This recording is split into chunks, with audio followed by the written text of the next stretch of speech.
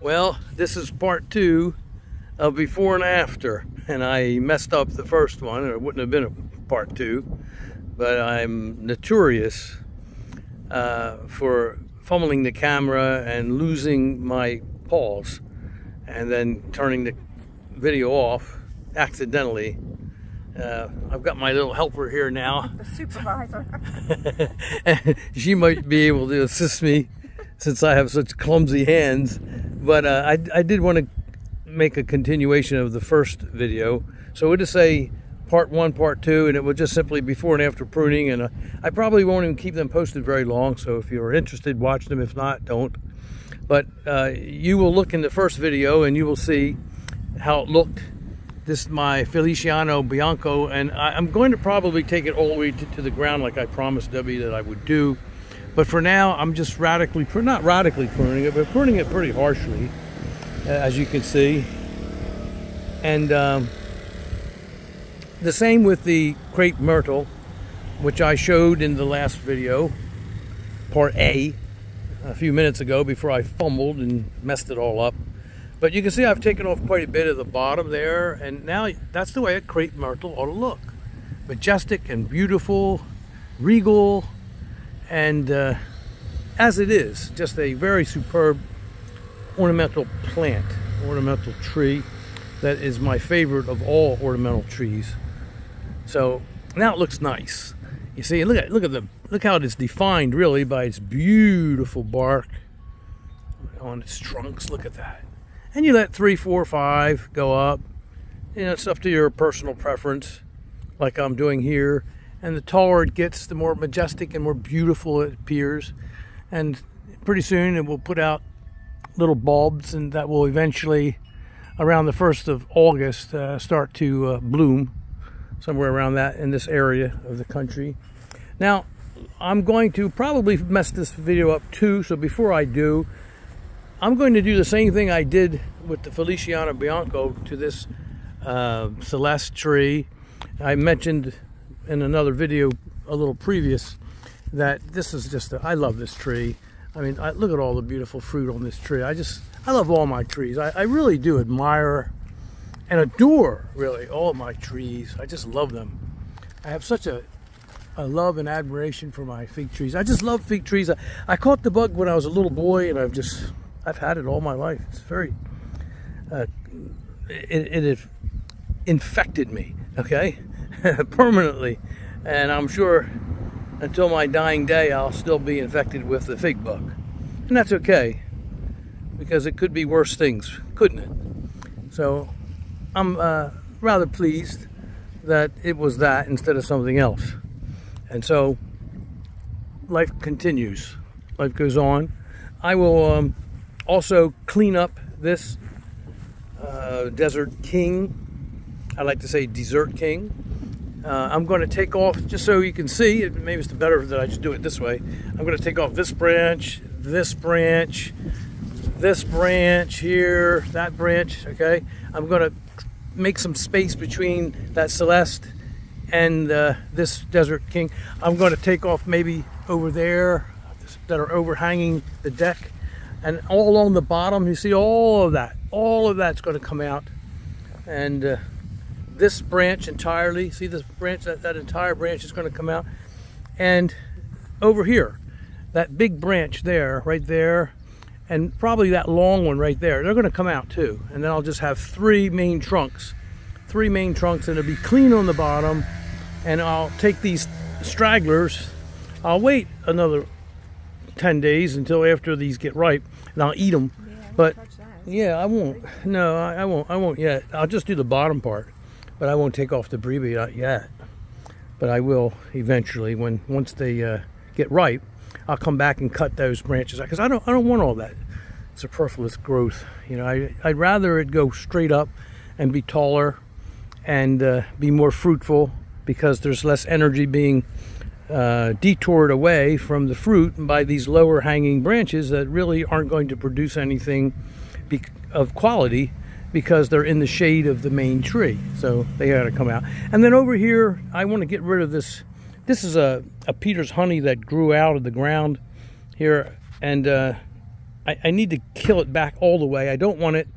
It's in the way of my JH Adriatic rather, and I don't want it to crowd it. And it's in the middle of these two trees. And this is, I let it go for a little while for privacy on the deck, because when I sit out there on the deck, when Debbie and I sit on the deck, it's nice to have a little bit of privacy from the traffic. But I don't need it. I have plenty of traffic. I have plenty of privacy from the and besides, who cares? And so I'm going to remove that. In fact, I might remove it right now if I can put this on pause and not screw up, which I probably will. Okay, there we go. I took out this lovely little fig tree, and I feel sorry for it a little bit, but hey, these things have to be done. That wasn't the one I wanted to go anyway. So you're taking all the wrong ones. Now she's saying I'm taking the wrong one. I promise you I'd take out four. I didn't say take that one. Four or five trees. I'm going to do it for you. I promise. I'm going to have to come out here and supervise this more. Okay. Well, there's a little bit of poison ivy. Look at no. It's a Virginia creeper. I have to get rid of under there. You see that? It's right there. Look at that. I'll get it for you. I know you don't like that. But, okay, so now I've got to chop out all these little shoots, and I'll make this clean and put some more white stone in here and fix this area. This area has been neglected. So I promised Debbie I was going to get it up to snuff here. And I will. I've got to pick up those stones and do some painting. I got to put some wood preservative there. Some of what we have that and match the deck. I've just been, it's just hard to maintain a number of properties. And so I get behind once in a while, but I do my best. So that will have to be cleaned up. And then this whole area will be cleaned up and get all these weeds and stuff out of here. And then, I'm not going to say this.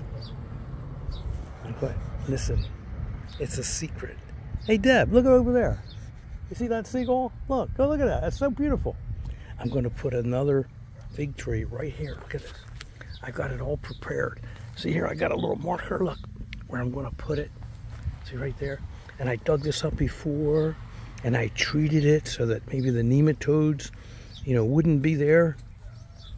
And I'm hoping now that when I put another fig tree there, a little fig tree, maybe a Ronde Bordeaux, maybe it will be free of nematodes and it will finally take off, because as I mentioned in the other video, I'm just not having good luck with Ronde Bordeaux, which is one of my favorite figs, and I have it growing in the ground very successfully in New Jersey, but in Virginia I just can't get, on this particular property, I just can't get it established. And I've been trying for several years, and I've got 3 of them that really haven't done anything because they're being attacked by the root knot nematode. Wow, something incidental of not very much importance, but the tide is really low today, and is unusually far out and still going out. I can see the water still running out, as you can see. Interesting. I mean, it gets low like this, but this is a little every couple weeks, 3 weeks, but not every day. Okay, I'm going to bring this video to a close. This tree is under attack by the deer, and they've been really eating a lot of the new growth on one side of the tree. Last year and this year, it's only a couple of years, or 3 years old, but it will get established. I have to keep training it, but it's a little thick in the center, and so I'm just saying here, I probably won't show an after, but I'm going to go in here and I'm going to take out these central branches, okay, and some of these and this, and open this tree up to the sunlight and to some airflow, and it will be happy when I'm finished with it. I might try to put for a little while, I might put a vinyl coated fence around it to try to keep the deer away for the rest of this season, so it can get well established, and just train those higher branches to grow even still higher, like I did with these, and like I did with this Italian honey tree. You can look at it And you can see how I trained it so it would be high and away from the deer, and it is now. All of the fruit producing branches are up high enough that the deer cannot reach it, summer or winter. So I achieved that goal. It takes a while. Figs take a while. It's not a quick process. It's not like growing tomatoes. It's just not. Okay, it takes sometimes years. In fact, I wanted to make mention of something on that subject. Just give me a second. I wanted to talk about my uncle's Bali San Juan Adriatic. By the way, I'm going to take out all of that mess there at the bottom, all those shoots. I'm going to clean that all up around this celeste tree, and I'm going to remove this little fig tree here and take it out, as I promised Debbie I would do. I didn't say take the little one out. I know she wants the big one. She wants the big ones out. How about a little bit of time? How about I agree as I slowly acclimate to the idea, and I take out the little ones until I grow enough courage to trim these up. Yes. You're trimming everything. You mean those little trees? Yeah. Oh, okay. I see what you mean now. But I started that. Look. Yeah, well, it looks in like good earnest. I honestly look. I think you're trimming everything else, but I went. Oh, you think I'm trying to divert the effort away from the real task? Yeah, these need. I see. Yeah, I see. Would I do a thing like that? Yeah. I would. Okay. Probably would. All right. So I just wanted to finish talking about the Bali San Juan, this Adriatic, which I'm very fond of. And I was just talking about how sometimes the fig trees, growing fig trees, takes a long time. You have to have patience. You've got to have the patience. This tree, which I've told the story of, this tree I have growing in a sweet spot, and it does perfectly well. It has wintered several winters, and it's not going to die. It's very healthy. It's very vibrant. It's not being affected by nematodes. It's productive. I'll show you. It's interesting because this Adriatic has more breva than any other Adriatic I've ever. In fact, most Adriatics don't even hardly have a breva, maybe now and then. But this one has nice breva on it every year, especially when it gets larger. I've actually had this tree where it was like 15 or 20 foot high in New Jersey several times. And it was just laden with breva as it gets older. It's a strange tree, you know, and of course the main crop figs are just superb, sublime. They're just absolutely delicious, and they will all get ripe, although this particular variety, as you know, the Adriatics, they are a later, I shouldn't say late, but a later variety, but early enough that they're acceptable into my collection at both locations of 7A and 7B. And so I just love the taste of this tree. But let me get back to what I was saying about sometimes it takes years. This particular Adriatic, if it had one disadvantage to it over, say, JH Adriatic or some of the other Adriatics like White Madeira and a few others, it's that it takes a long time to start producing. It isn't a big producer in the early years. It is starting now. It produced pretty well last year, but it takes 4 years for this tree to really get established. So that might be a factor that would want you to shy away from ever acquiring a tree like this. For me, I've had it in the family for 50 years, so half a century, so I don't care. I've got other little ones here and there. I've given them to people as gifts. I know where they're at, you know, and I preserve the genes of this particular tree. I have it growing, you know, in a couple of locations, and this is not my only last remaining sample of this tree, and it's not going to die anyway, but I have patience when it comes to that because I've had it for so many decades that I've been able to grow this tree and put it in different locations and have it grow to a very, very, very large tree, very productive and large tree in several locations.